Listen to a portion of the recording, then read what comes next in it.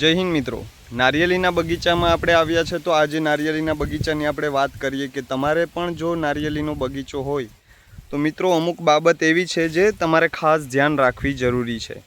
મિત્રો, નારિયેળીના બગીચામાં જો તમારે આવકમાં ફળની આવક ઓછી હોય, ફૂલ ખરી જતા હોય, એમના નાના નાના જે ફળ આવી રહ્યા છે એ ખરતા હોય, તો તમારે અમુક બાબતોનું ધ્યાન રાખવું જરૂરી છે.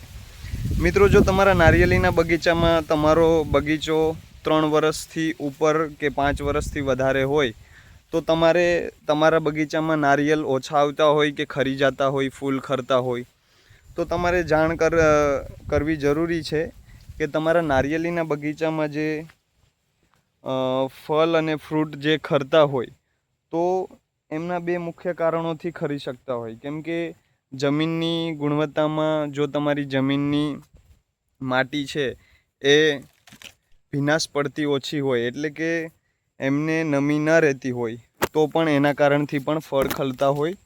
અને બીજું કે બોરોસની કમીના કારણે પણ તમારા નારિયેળીના બગીચામાં ફળનો ખરાવો અને ફળ ફૂલ ના આવવાનું બની શકે.